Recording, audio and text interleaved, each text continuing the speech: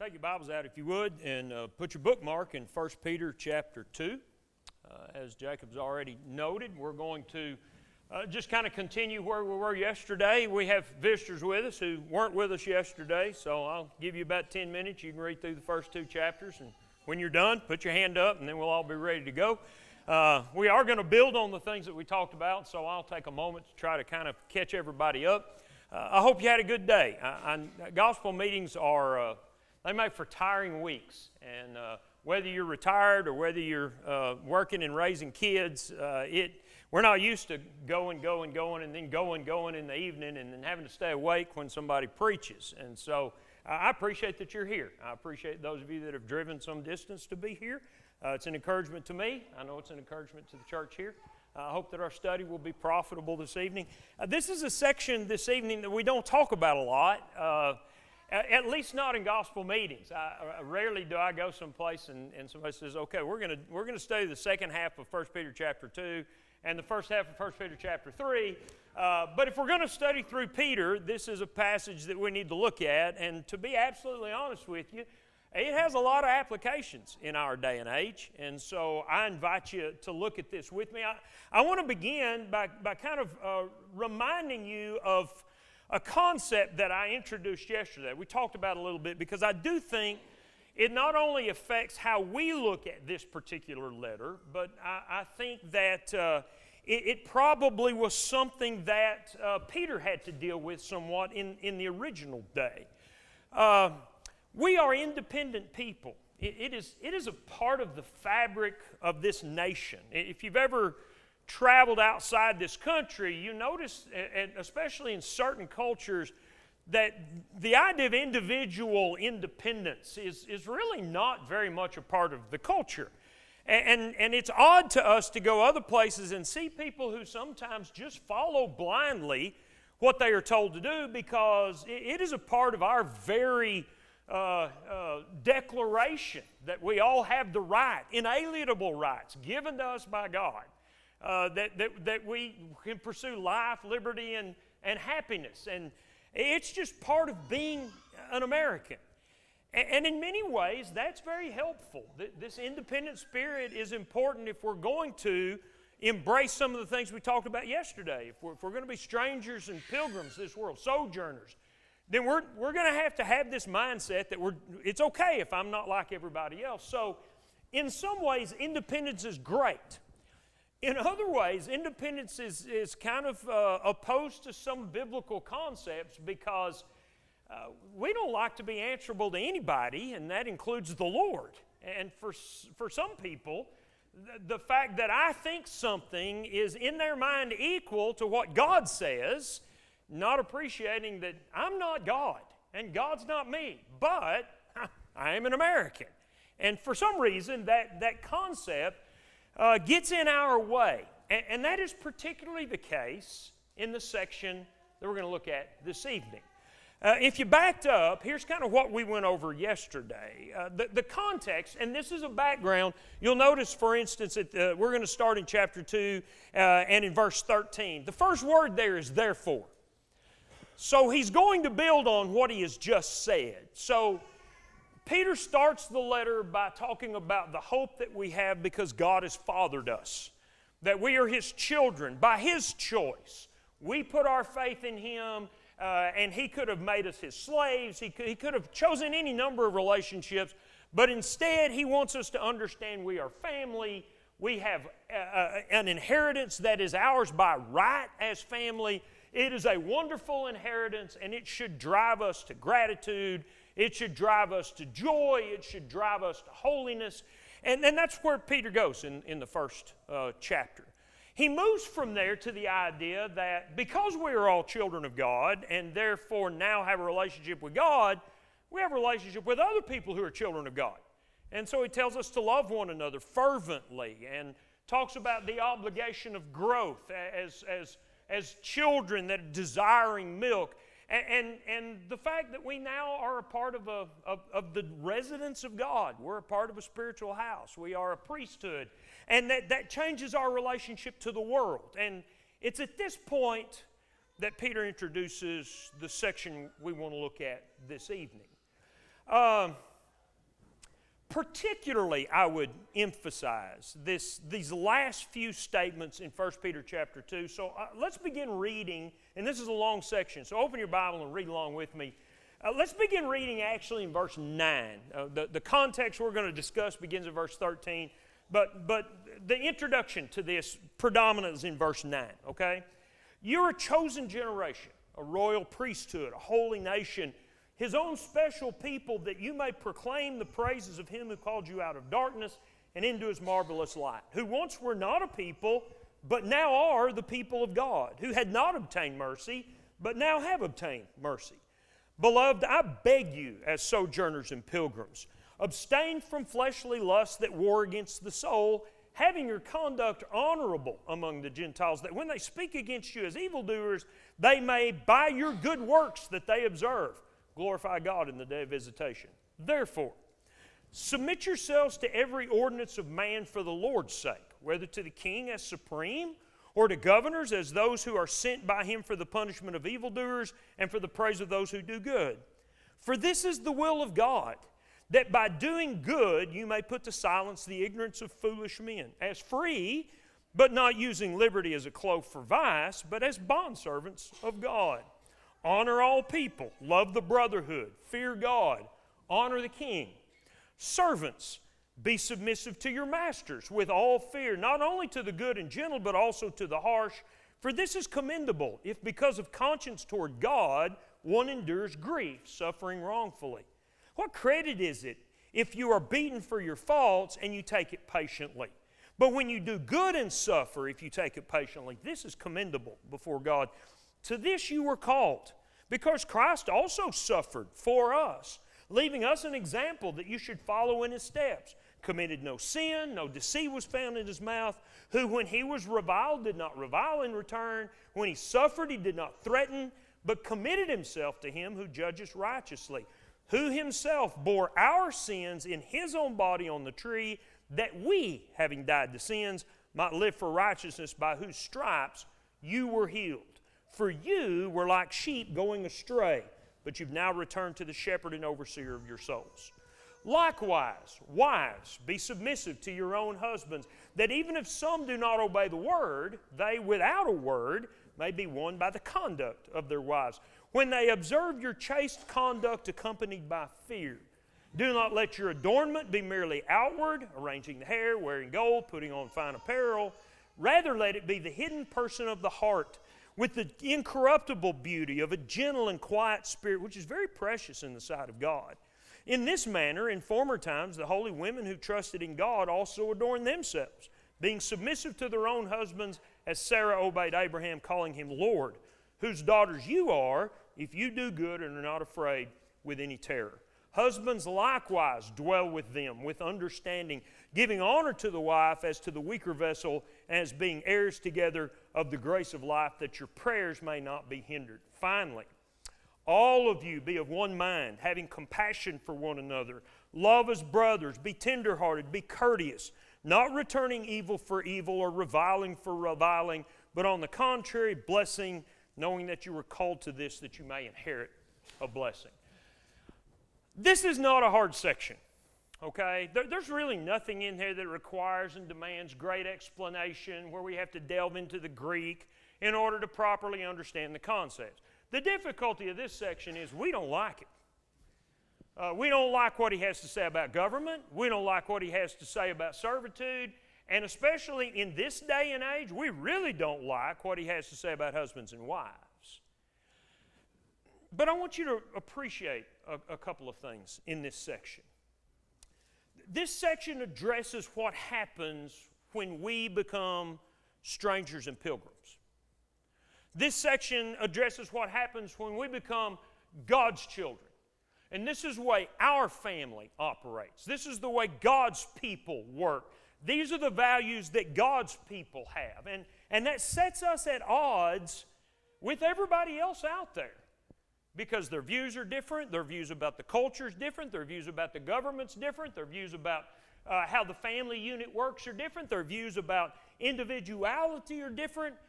We are at odds, folks, with the world around us. And we need to get that in our heads. I think one of the great difficulties that we have is, as I said yesterday, as Christians in the United States of America, it's always been pretty easy to be godly and be a Christian because there were so many people that were very much like us, with some exceptions in regards to how we saw certain doctrinal things. But morally, culturally, socially, you didn't really have to blend in because we were kind of in the majority. It's an anomaly in history, but that's the way it was. But it's not that way anymore. And the sooner we get that in our head and realize, if I'm looking a lot like the world and thinking a lot like the world, I need to be a little concerned. Sooner we get that in our head, the better off we are. Because the world's not setting our standards. Our Father is setting our standards. And in this section, I think what he addresses is this idea that, okay, when I became a child of God, I was no longer amenable. I'm no longer amenable to other authority. That I became free. Now it's hard for us to get this mindset in our head. We don't live in a culture, in spite of all the rigmarole that goes on, we don't live in a culture that practices and encourages slavery.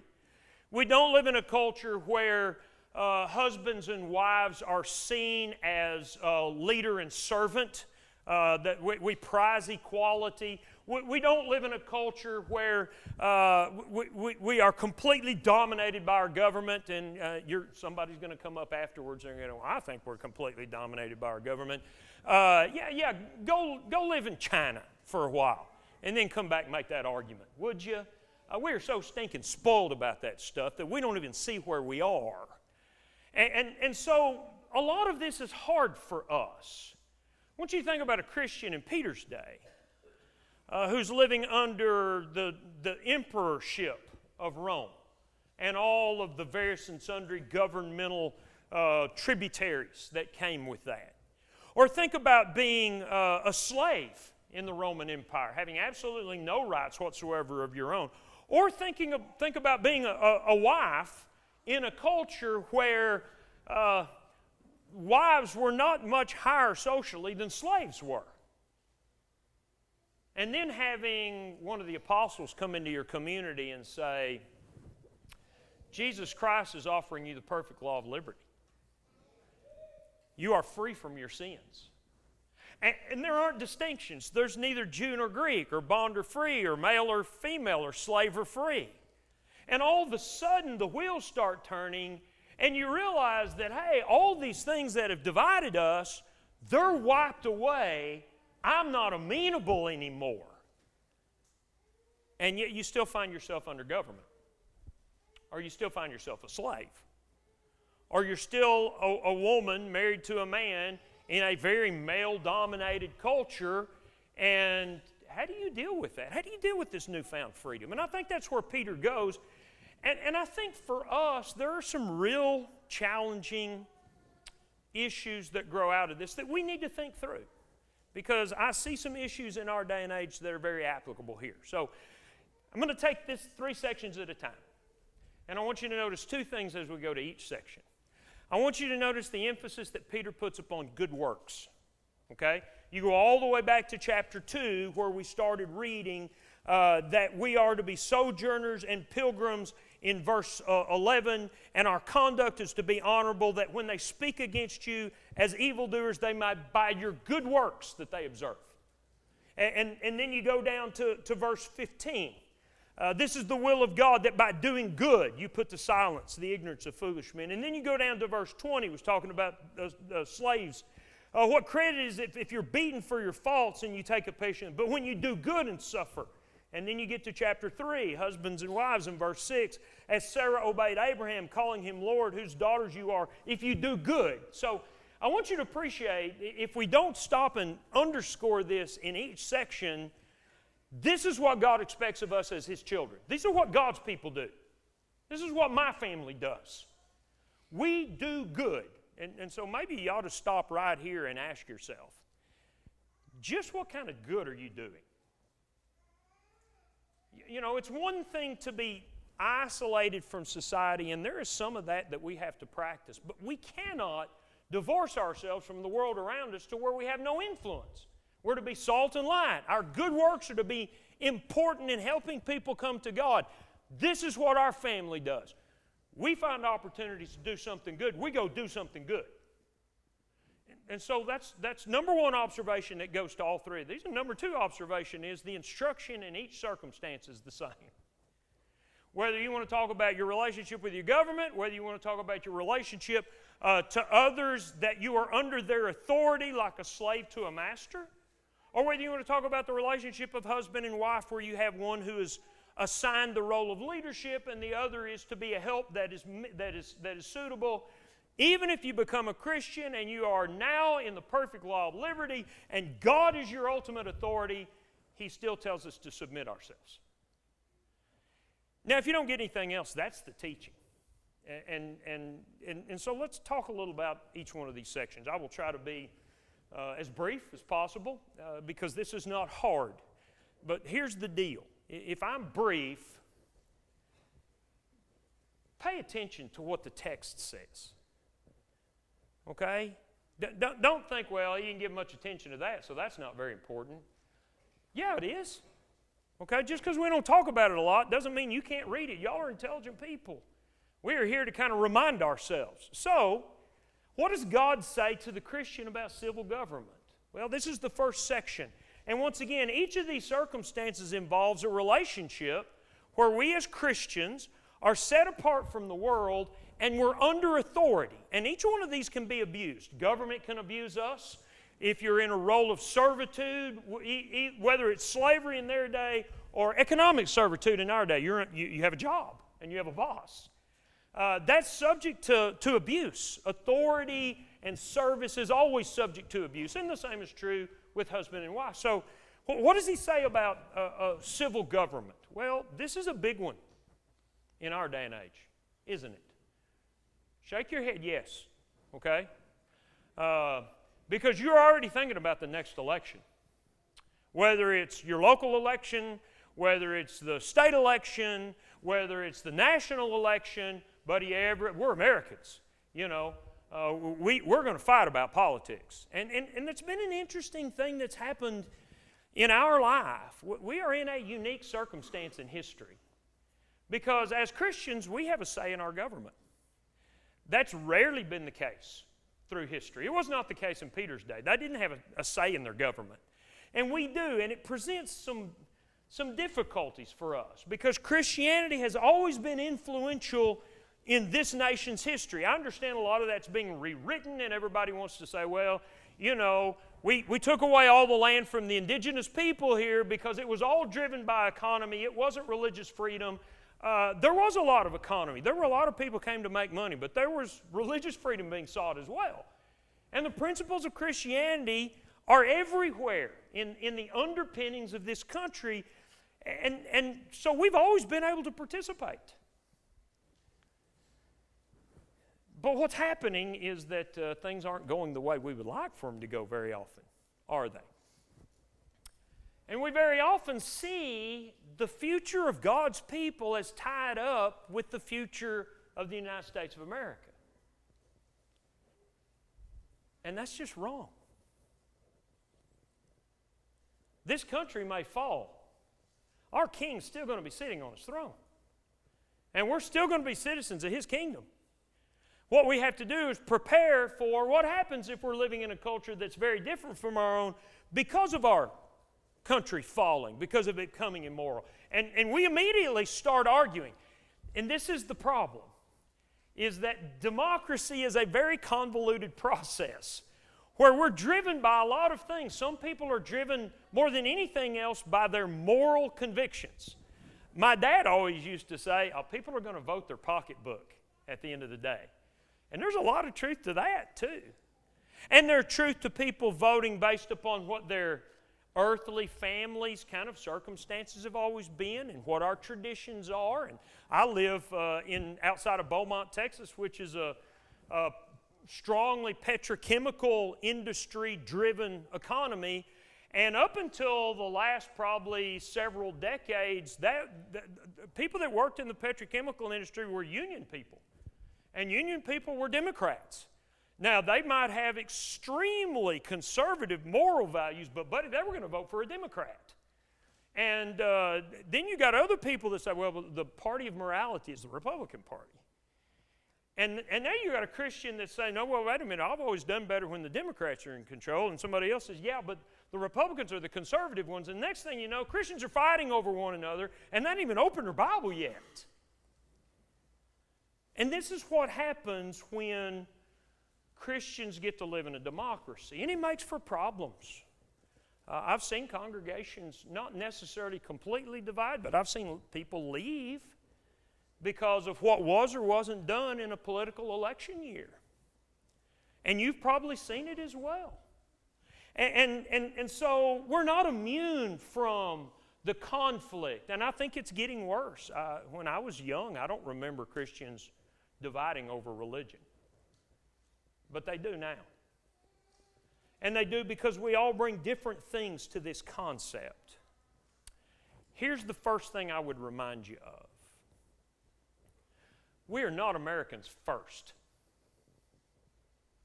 Christians need to get that in our heads. Those of us who are Texans, we've always gotten that, okay? Because we're Texans first, Americans second. But the reality is, our loyalty, Philippians chapter 3 and verse 20, our citizenship is in heaven. When we became children of the Father, this is where our loyalty is. And I love this country, and I want my kids to grow up, and I've got a grandkid on the way, and I want her to grow up and have all the privileges and the rights that I had. I want the world to be a safe place. I don't want it to be an immoral Sodom and Gomorrah for my kids and my grandkids and whoever may come after that. But if it does, it does. I belong to the King. And that has to be where our heart is, not just where our mental conviction is. So as we start thinking about government, it makes a difference. So how do you identify yourself? It's this mindset that drives God, Peter, to offer these instructions. Because you're strangers and pilgrims, because you're doing good works, because you're showing the praises of God in a Gentile world, what you need to do is submit yourself to every ordinance. You may be reading a version in verse 13 that uses the word institution. And all that means is an expression of authority, and that refers to, as he goes on to say, whether you're talking about the king as the supreme rule, or whether you're talking about governors, and that would then apply to any other officer of the government. And our response to that is, yeah, but buddy, I tell you what, things are getting bad. Yeah, I think they're getting bad too. Do you think that it's worse than it was in Rome under Nero or Domitian? No, we're not a 42nd cousin to what things were like for these people, and yet what God's telling them is, you need to rank yourself. That's what submit means. You need to give yourself to whatever they are telling you to do. And then we will pull out, yeah, but we're citizens of the kingdom of heaven and we can't obey God and obey the government at the same time. Yeah, most of the time we can, folks. I mean, there are not a lot of moral things that the government demands of us that we can't do. We may not like some things, but there are issues that we need to appreciate that God says no matter what level of government you're talking about, you need to submit yourself. And if you go over to Paul's version of this same teaching, which is Romans 13, Peter does not address this here, but Paul does. And he includes the idea of paying taxes. I do know some Christians that have ended up in jail because they refused to pay their taxes. And hey, you know, our tax money is being used for immoral things. Yeah, you think the taxation under the Caesars wasn't used for immoral things? You know, when they destroyed the temple in Jerusalem, you know what they did with the spoils of war from the destruction of Jerusalem in AD 70? They went and built the Colosseum. And think of all the bloodshed that went on there. The governments have been misusing money forever. And yet Paul's instruction to the very citizens of the city of Rome in verse 7 is, render therefore to all their due, taxes to whom taxes, custom to whom customs, fear to whom fear, honor to whom honor, owe no man anything. and as hard as this is, and as many arguments as we want to make against it, what God says is we need to be people who submit ourselves to our government. And I recognize that if you go to verse 14, that God says, here's the ideal of government. Government is intended to be the punishment of evildoers and the praise of those who do good. And say all you want to about our government, that's still essentially what government tries to do, is it not? I mean, you have local police forces, and what are they doing? They're trying to maintain order and protect and serve so that good can be done and evil's taken off the streets. And it is still the ideal. Is it corrupt? Yeah, but it is still what God designed government to do, and it's still what most governments are trying to do. But even if they're not, what he says is, this is the will of God, verse 15, that by doing good, you may put to silence the ignorance of foolish men, as free, not using liberty as a cloak for vice, but bondservants of God. It is our conscience to God that is to be driving us. God says, submit yourself. Now the next time there's a political argument, here's what you need to say, especially if it's a Christian. God tells us to submit ourselves. Yeah, but I don't like whoever the present president is. Well, that's fine. You don't have to like him. God doesn't say, adore the king. What God does say is submit yourself to the king. Because what can happen is, if we're not careful, we lose our influence. We become rebellious. We become the people who are the radicals, the cultists, the insurrectionists, the people with a political agenda. We become the religious right. The evangelical party. You ever hear that thrown around? And it's interesting because you know what the common thinking of the evangelical party, religious right, moral majority, you know what the common perception of that is? Oh, those people are pretty good people till it comes to something that they don't like, and then they're as ungodly as everybody else. And there's a lot of truth to that. There's a lot of poor attitudes in the political arena that come from conservative people. And we don't need to be those people. We need to be the people who are doing good and submitting so that people see that God's people are law-abiding, a peaceful, loving people, because they are not caught up simply in the idea that utopia is going to be found by putting the right people in office. Will it help? Yeah, it will. I'm not saying don't vote. What I am saying is make sure where your loyalties lie and that we are submissive. And then if you go down to verse 17, here may be the big issue, where he finishes the section by saying, look, honor all people, love the brotherhood, fear God, honor the king. What all those things have in common? Disposition, attitude. I know a lot of people pay their taxes, but if you ask them about the current state of affairs, buddy, they will drag the president, the vice president, and most of the members of the House and Senate that are on the other side of the aisle from wherever they are, they'll drag them through the mud all day long. Well, I'm going to tell you something, folks. We have no right to disrespect in our speech those who serve in our government. This is pretty clear. Honor all people, love the brotherhood, fear God, honor the king. What if he's dishonorable? We're not doing it because he's deserving. We're not doing it because of who he is, or she is, or they are. We're doing it because of who we have chosen to be. And again, I'll offer Matthew chapter 5, where Jesus says, you've heard that it was said, you shall love your neighbor and hate your enemy, but I say, love your enemy, do good to those that curse you, or bless those that curse you, do good to those who hate you, pray for those who would misuse you, that you may be the children of your Father in heaven, who makes the sun and his rain to shine on the just and the unjust. God is good because God is God, and that's the way he has chosen to be. You and I have to be people of honor and repute, doing good works, not insurrectionists, not rebellious, people who have good attitudes because of who we are. Now, is that fairly clear? And I don't think I've said anything here that Peter doesn't say. It's pretty straightforward stuff. But I'm going to tell you, I don't think things, this is my opinion, and I offer it freely as my opinion. I know you're not here to hear my opinion, but I really don't see things getting better in this country. So this is going to become more and more an issue for Christians. And we're just going to have to decide whose kingdom we really love the most. Second point. Go to verse 18, and this is a section that we find a more difficult application to because it's obviously written to slaves. Most of the modern versions use the word servant. I think there's a reason for that. This word for servant here is not the typical word for slave, which would be doulos. I'm not a Greek scholar, but I can read a lexicon. Doulos is the typical word for slave, a bondservant. This is the word oikes, and it refers to what you might think of as a domestic slave, a household slave, somebody that's very close to the family.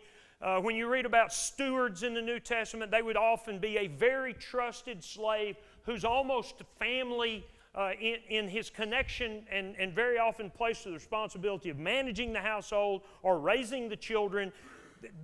This is the person we're talking about. And the reason I think that distinction is important is it says that there's probably a closer relationship between master and slave than there would be otherwise. And a slave who thus became a Christian, especially if their master was a Christian, might expect that, well, we're pretty close, so I don't have to be under your authority anymore. I'm made free from all these distinctions. And so I think that God offers these instructions because this would be a temptation. Now, a couple of prefaces. I don't think anything about this section justifies slavery. I know people through the years, you go back to history of this country, you go back pre-Civil War day, and you would see people that take 1 Peter chapter 2, beginning in verse 18, and say, well, God doesn't condemn slavery here, so slavery must be okay. I don't think that this is a tacit approval of slavery. What God does for all of us is He takes us where we are and says, this is the way you can be godly where you are. Christianity wasn't meant to overthrow the social order of mankind, even if the social order of mankind is all messed up. That is going to happen in eternity. Everything's going to be right. But the point of Christianity was to show the kingdom of the King and the idea of eternal life in that kingdom. And so God didn't send Jesus in order to make sure we had, just the ideal government. This is not an approval or a justification of slavery. It is a focus upon what a person in this circumstance needs to understand about their responsibility. And what God's asking, and actually in all these circumstances, you may be in an oppressive life, but you need to trust me, because this life's going to be temporary and it's going to be short-lived, and let's prepare ourselves for eternity. And so, what does he say here? He says the same thing that he said in regards to civil government. Servants, be submissive to your masters. And you think, well, wait a minute, I'm not a slave, so how does this apply to me? How many of you have a job? Okay. How many of you in your job have a boss? Okay. I started to say how many of you are bosses, because this probably has some implications for you as well. But the reality is we live in a world that has social and economic organization where we find ourselves under authority that may well be abused. And as Americans, we don't deal with that very well. And in fact, because we have freedoms, in some ways, we're freed from some of this, because we can just drag up and say, I don't have to put up with this. But I will tell you the thing to remember about this section. This section grows out of, we're strangers and sojourners, and we're showing people the praises of God. And sometimes a bad situation offers more opportunity to show the praises of God than walking out of that situation and going finding a better one. And we don't think that way very often, do we? But I do think that that's worth appreciating. And so the instruction is very straightforward. Be submissive to your masters. And maybe we would say, be submissive to your boss. Yeah, but he's a bad man. Well, we got some bad men in government. He told us to be submissive to them. Be submissive. He says, with all fear. Fear of whom? Fear of God. Doing good, not only to the good and gentle, but to the harsh. I've got a great boss, and so I'm submissive, but I don't have a great boss, so I'm a rebellious person. And I guarantee you get the reputation in your job. Yeah, he just can't stand the boss, and he's just always griping and complaining. You try that and then tell somebody, hey, we're having a gospel meeting, so we would love for you to come. And you know what the reaction is? You mean you want me to be like you? And we don't think that way. And that's what Peter's challenging us to do. Think this way. Think about the opportunities you have as a child of God to do good and show forth the praises of God. And so, you know, you show God's fear not only to the good and gentle, but to the harsh. This is commendable if because of conscience towards God one endures grief. That's who we need to be pleasing. Not always ourselves, not always making it easy on ourselves. What can I do for God today? Because that's what life is to be about. What can I do for God today? What credit is it if you're beaten for your faults, you take it patiently? You know, I doubt very seriously any of you have been beaten by your boss, especially if your boss is your dad, right? You've probably been beaten by your boss, but for different reasons altogether. But, you know, I mean, we look at this and God's telling somebody who's getting beaten, take it. Especially if you're getting beaten and you're doing a good job. You don't deserve it. And our argument is, hey, I don't have to put up with this. I don't deserve this kind of treatment. I'm leaving. You think these slaves deserve the kind of treatment they got? And yet what God's telling them is, if you're beaten for your faults and you take it patiently, you know, what does that show? But if you're beaten for good things, if you're doing your job right and you're suffering, what is that? God thinks that's commendable. Why? Because it shows people your trust is in God. That you're living for something more than a better job and how you are treated because you're an American and you've got rights and you shouldn't have to put up with this mess.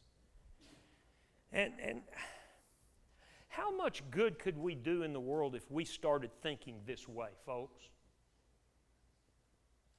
How many people could we influence day in and day out on the job if we had the right attitude about our work and who we are and who we're really pleasing? And I think that's where the application comes. And he uses Jesus as an example. You know, to this you were called because Christ suffered. Suffered for who? He suffered for us. You know, we're the ones that didn't deserve what he did, and yet he took punishment that he didn't deserve when he was good. Verse 22, he committed no sin. He was not devious. He did not revile in return. He did not threaten when he suffered. He committed himself to God. And the reason that Peter says that is that's the way you and I need to be.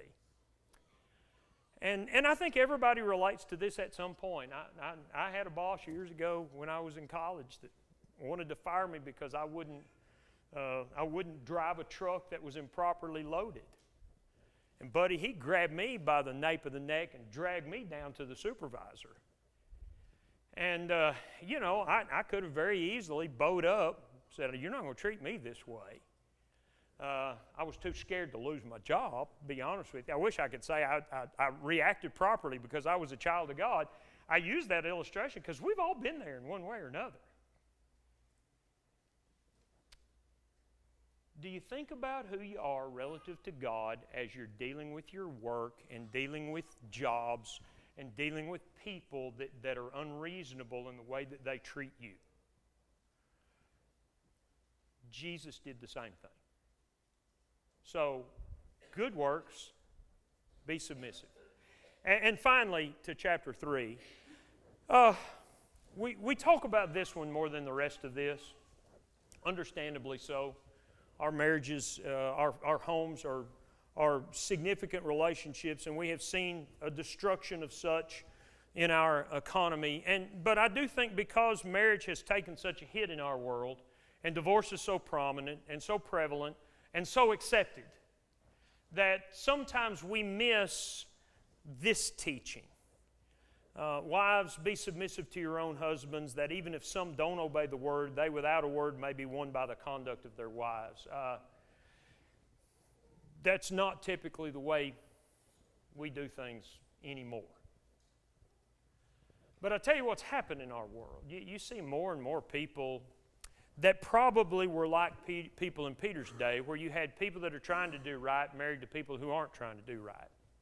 And that presents a particular problem, especially for women, because no matter what the world around us says, no matter what the culture says, God still designed marriage to operate in a particular way. One is the leader, one is the help. And you got to have both of them. That doesn't make the man more important than the woman. It doesn't make the woman more important than the man. But that is the way that God designed it to be.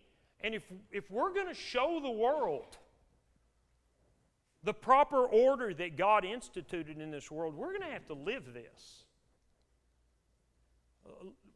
Don't be ashamed in your relationship to have headship and service. And people go, man, that's outdated. Yeah, dates all the way back to the beginning. It is a very old relationship. And it is the way God designed things to be. And ideally, it is the way things work best. Not that it can be abused, but that is the role that God has assigned to us. And so with that in mind, just because you're in a relationship, especially ladies, where your husband doesn't appreciate your faith, who doesn't appreciate what you're trying to do, doesn't appreciate the way you're trying to raise your kids, doesn't appreciate the moral standings that you've chosen, that's not a reason for divorce. I hear people make that argument from time to time. Well, my husband is not supportive of me, so I think I've got the right to put him away. Not for that you don't. Not according to the Scriptures. Not according to Jesus in Matthew 5 or Matthew 19. In fact, your responsibility is even harder than that. Your responsibility is to be submissive and do good in the hopes that when he sees the way you act, even though he doesn't act right, it's going to cause him to stop and think why it is that this woman can be chaste in her conduct, can be fearful of God, who can be an exceptionally beautiful woman, but there's more to life for her than the hair and the gold and the clothes. But this is a person whose real beauty is her gentle and quiet spirit, because that's precious to God. How much do you work on that, ladies? Because our society does not encourage this. But what God says is, you may well win a soul by acting this way, instead of just conforming to what the world says. You go get a Hallmark card. Congratulations on your divorce. You deserve it.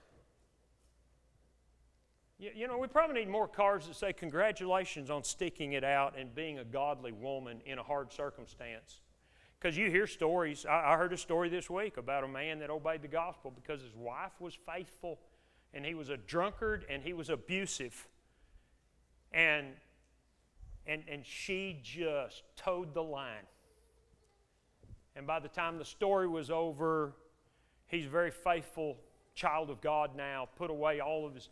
But it took a long time, but it was the prototypical illustration of 1 Peter chapter 3.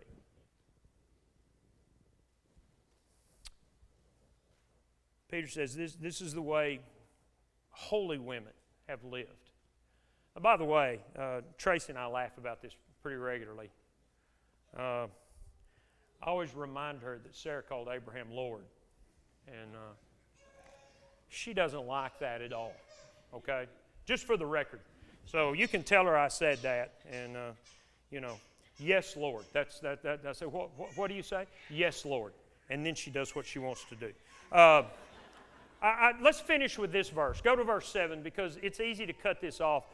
Husbands likewise. I don't want you to think about this for a second. We don't talk about this possibility. It seems to me very possible that you also have here the likewise referring to husbands dealing with wives who are not submissive, not Christians, not living the way that they should. And that's not unheard of in our day and age either, especially given our cultural propensity to change gender roles. And so, husbands, how are we supposed to be? We're still supposed to dwell with them with understanding. We're still supposed to give honor. You say, but my wife is not a Christian, and she's She is not living according to the standard God set before us. How are you treating her? Are you still treating her with understanding and honor? Are you trying to think about the fact that being in her role is not an easy thing? It requires a lot of self-discipline. It requires a lot of humility. It requires a lot of self-sacrifice. Are you thinking about that? Are you giving honor to her? Do you appreciate this weaker vessel idea, which is not emotional or mental or academic? It just describes the fact that men are made stronger, and I think predominantly physically is what he means here. But do you stop and think about life from the perspective of your spouse? I don't think we do that often, and I think that's what he's saying. As to the weaker vessel, being heirs together, obviously in the circumstance. He is embracing the idea of being Christians together. One of the challenges of headship, men, is looking out for the spiritual well-being of your wife. You know, it's not just, hey, I bring home the bacon, okay? You know, I make sure we got the bills are paid, and you don't have to worry about these things. I've taken care of you. Not if you're not taking care of her spiritually, you're not taking care of her. And so that's something that we need to think about, that your prayers may not be hindered, that you stand before God in a right relationship where as a righteous man, He's listening to you. Now, as I said when we started this, and we'll wrap this up, none of this is hard. You can go read this for yourself, and there's not going to be any part of it that you can't get. The question is, are we going to do this? Because this is not the way our culture tells us to live. And as Christians, we really need to decide where our standards are going to be. Are we going to be the children of God? Or are we just going to be Americans who go to church? Because those are not the same thing. And so I offer you that, and I would leave you by looking at verse 8. And Peter does this throughout the letter, it seems to me. He kind of ties sections together with a little simple admonition. And very often it's an admonition toward unity and proper attitudes, and he does so here. Finally, all of you be of one mind. Why? Because we're all the children of God. All of you have compassion for one another. Why? Because you got people that have trouble with the government. You got slaves over here that are dealing with hard circumstances. You got women over here whose husbands aren't Christians, and life is hard for them. So have some compassion for one another. Help one another in these circumstances. Love as brothers. Did you notice, and if we had the time, if we were doing this as a Bible class and it was open-ended, I would have spent some time in verse 17. Right in the middle of honor all people and honor the king and honor God, he says love the brethren. Why do you think he has to do that? Well, because some of the brethren I'm not going to agree with about how to deal with the government. I still have to love them. That has to be a priority. And he comes back to that in verse 8. Love as brothers, be tenderhearted, be courteous. Not evil for evil or reviling for reviling. Remember, we're not the world. We are called to be a blessing so that we might inherit a blessing. And I'm going to tell you, the darker the world gets around us, the more our commitment to these kinds of standards are going to stand out. And it may not change the state of Arkansas. It may not change the city of Little Rock or North Little Rock or Maumelle or Conway or Searcy or Pine Bluff, wherever you live. You may not see a huge change in the government because you adopt these principles and live them out. But you might bring someone to the Lord. Because we have the ideal government. We serve the ideal master. And our spouse, if you look at it from the Ephesians 5 standpoint, is the Son of God. And that's appealing to people living in this world with all the garbage that's in it. So, let's use this. Let's adopt it. Hopefully we can make the world better. Thanks for your attention. I'm sorry for the time. It's a long section.